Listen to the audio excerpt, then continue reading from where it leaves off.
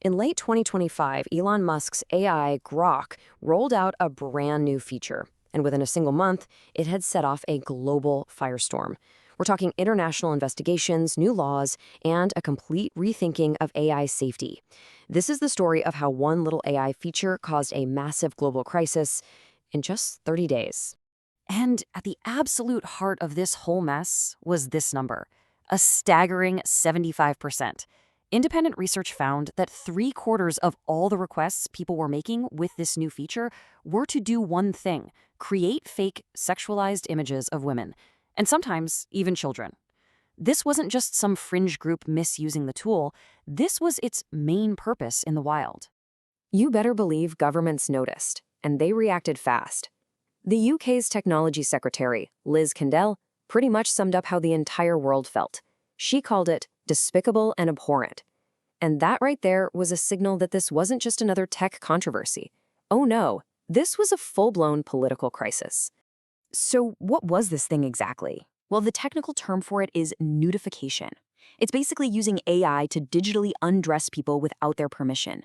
People on X figured out they could just reply to a photo of someone, tag Grok, and tell it to, dress them down. The AI would then spit out a brand new picture of that person in a bikini or lingerie, all of it completely fake and without their consent.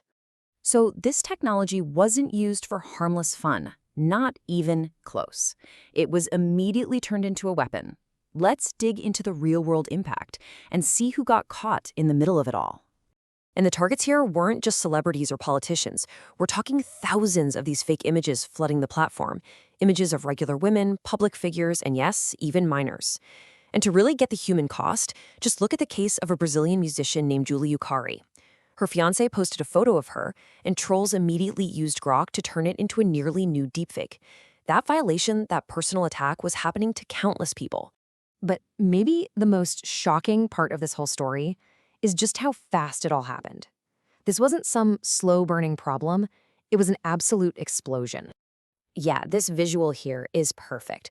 It was a ripple that became a tidal wave.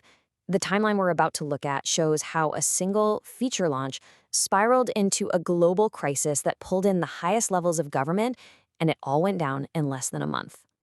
Okay, let's just walk through this because the speed is unbelievable. Late December 2025, the feature goes live.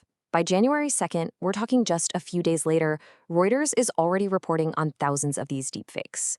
January 8th, that horrifying 75% number drops.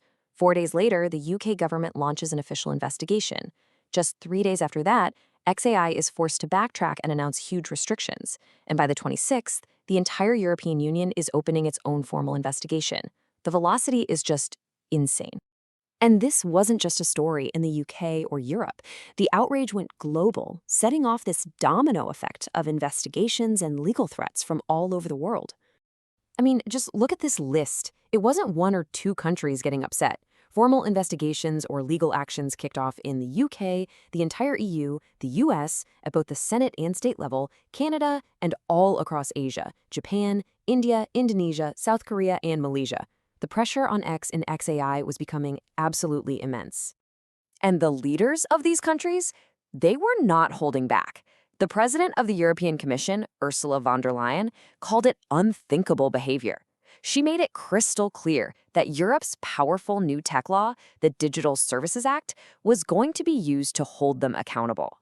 And inside the company, there was this really stark contrast in how they were reacting. On the one hand, you had Elon Musk himself, who at first seemed to kind of brush it off, posting laughing emojis and saying regulators were just trying to shut down free speech.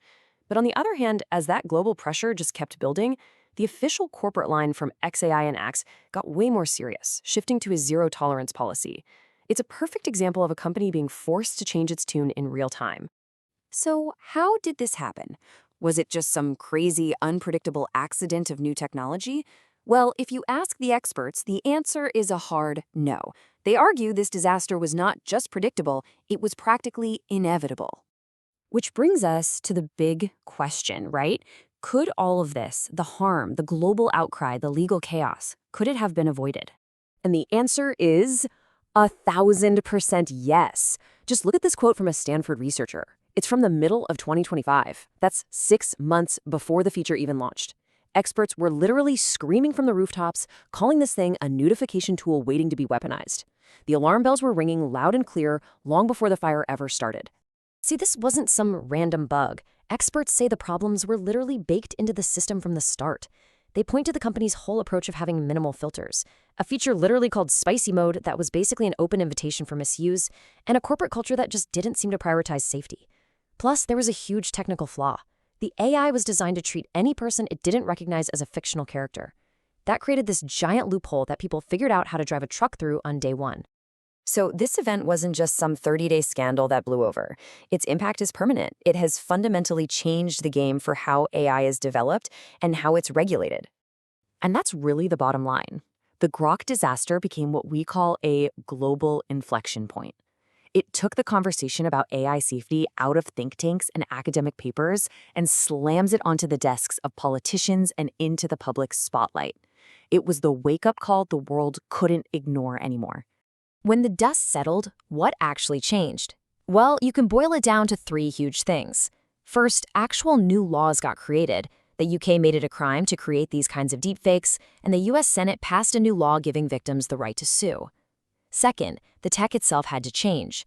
X was forced to kill the feature and build in way stronger safety measures. And third, it sparked this massive global debate about technology, consent, and whether these huge companies are doing enough to keep us safe. In the end, governments and companies were forced to act. New rules were written, and the code itself was rewritten. But this whole crazy episode leaves us with a really critical question. The world reacted to the Grok disaster, sure. But as AI gets more powerful and easier to access every single day, is it anywhere near prepared for what's coming next?